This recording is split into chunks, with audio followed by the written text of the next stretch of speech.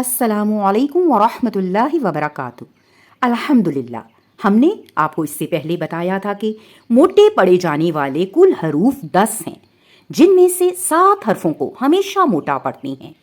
وہ یہ ہیں خ، صاد، ضاد، غین، طا، قاف، ظا، اور ان کے مجموعے کو خص ذوقن قیس کہتے ہیں، اور یہ ان حروف کو حروف مستعلیہ کہتے ہیں، اور یہ مجموعہ ان حروف کو یاد کرنے کے لیے بنایا گیا ہے۔ اب باقی 3 حروف ایسے ہیں جو کبھی موٹے اور کبھی باریک پڑھے جاتے ہیں۔ ان حروف کو حروف شبہ مستعلیہ کہتے ہیں، اور وہ حروف یہ ہیں الف، لام، را۔ ٹھیک ہے، ان حروف کو حروف شبہ مستعلیہ کہتے ہیں۔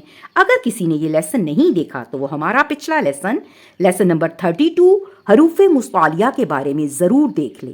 اس کے بعد ہم نے حروف شبہ مستعلیہ میں سے الف کا قاعدہ آپ کو سمجھایا تھا، جو کہ یہ ہے کہ الف سے پہلے اگر حروف مستعلیہ جو کہ 7 حروف ہمیشہ موٹے پڑھے جاتے ہیں، ان میں سے کوئی حرف آئے گا تو الف بھی موٹا پڑھا جائے گا، اور اگر حروف مستعلیہ کے علاوہ 23 حروف تہجی میں سے کوئی حرف آئے گا تو الف باریک پڑھا جائے گا۔ ٹھیک ہے، اس کی ہم نے آپ کو مثالیں بھی سمجھائی تھیں۔ اگر کسی نے یہ لیسن نہیں دیکھا تو وہ ہمارا پچھلا لیسن نمبر 33 الف کا قاعدہ ضرور دیکھ لے، تاکہ اس کو الف کو موٹا اور باریک پڑھنے کی سمجھ آ جائے۔ اب ہم اپنے اگلے لیسن کا آغاز کرتے ہیں۔ یہ ہے لیسن نمبر 34 لام کا قاعدہ۔ یہ حروف شبہ مستعلیہ میں سے الف کے بعد اگلا حرف لام ہے۔ آج ہم آپ کو بتائیں گے کہ لام کو کب موٹا اور کب باریک پڑھا جائے گا۔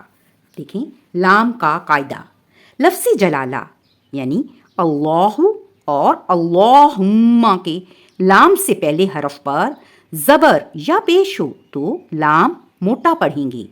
اس کی مثال دیکھیں، جیسے قل هو اللہ، رفع اللہ، سبحانک اللہم، قال اللہم۔ ٹھیک ہے، اب آپ نے دیکھا کہ ان تمام حروف میں ہم نے اللہ اور اللہم کو موٹا پڑھا ہے، کیونکہ ان سے پہلے حرف پر زبر یا پیش آئی ہے۔ ٹھیک ہے، جیسے رفع اللہ میں ہا کے اوپر پیش ہے، اس کے بعد اللہ آ گیا ہے، اور اسی طرح یہ جو ہے باقی بھی اللہم کے لام سے پہلے بھی پیش آئی ہے، تو ہم نے اس کو پر پڑھا ہے۔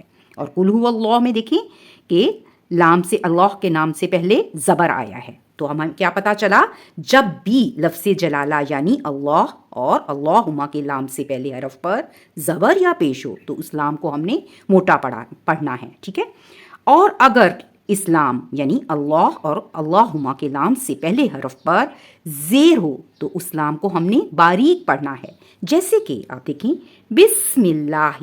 اب اس میں دیکھیں اللہ کے نام سے پہلے زیر آ گیا ہے میم کے نیچے، تو ہم اس کو باریک پڑھیں گے بسم اللہ۔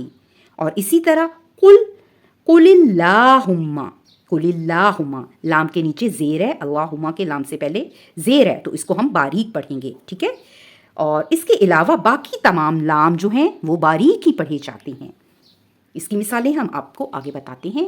دیکھیں، قل ہوا جعلنا ما ولاہم الحمد لم یکن لہو وَلَكُمْ مَا كَسَبْتُمْ۔ ٹھیک ہے، مجھے امید ہے کہ اب آپ کو اس میں جلالہ یعنی لام کا قاعدہ سمجھ میں آ گیا ہوگا کہ جب بھی اللہ یا اللہم کے لام سے پہلے حرف پر زبر یا پیش ہو تو اس کو ہم موٹا پڑھیں گے۔ اس کے علاوہ باقی تمام لام ہر حال میں باریک ہی پڑھے جاتے ہیں۔ آج کے لیے اتنا ہی کافی ہے۔ انشاءاللہ ہم اگلے لیسن میں آپ کو را کا قاعدہ بتائیں گے کہ یہ کب پر اور کب باریک پڑھا جائے گا۔ السلام علیکم ورحمۃ اللہ وبرکاتہ۔ میرے پیارے ساتھیوں، میری آپ سب سے گزارش ہے کہ اگر آپ قرآن کی تجوید کو باقاعدہ طور پر سیکھنا چاہتے ہیں تو آپ کو ایک استاد کی ضرورت ہوتی ہے جس کو آپ اپنا سبق سنا سکیں، اور کوشش کریں کسی نہ کسی استاد کو اپنا سبق ضرور سنائیں تاکہ وہ آپ کی غلطیوں کی اصلاح کرے۔ اور اگر آپ پرائیویٹ طور پر تجوید سیکھنا چاہتے ہیں تو ویڈیو میں دیے گئے نمبر پر ضرور رابطہ کریں تاکہ ہم آپ کا سبق سنیں اور اصلاح کریں۔ اور قرآن کی تجوید کے اصول بھی آپ کو ڈیٹیل سے سمجھائیں۔ میری اس تجوید پر ضرور غور کیجیے گا۔ اللہ سبحانہ و تعالی ہماری کوششوں کو قبول کرے، ہمارے علم و عمل میں اضافہ کرے اور ہمیں بہترین تجوید سے قرآن پڑھنے والوں میں سے بنا دے۔ السلام علیکم ورحمۃ اللہ وبرکاتہ۔ میرے پیارے ساتھیوں، اگر آپ کو اس ویڈیو سے کچھ فائدہ ہو رہا ہے تو ثواب کی نیت سے آگے ضرور شیئر کریں، تاکہ آپ کے ایک شیئر کرنے سے باقی لوگوں کو بھی فائدہ ہو جائے اور وہ بھی اپنی تجوید کو بہتر کر سکیں۔ ویڈیو پسند آئے تو لائک کریں اور سبسکرائب کا بٹن بھی ضرور دبائیں، تاکہ میری ہر آنے والی ویڈیو آپ کو سب سے پہلے مل جائے۔ جزاک اللہ خیرن کثیرا۔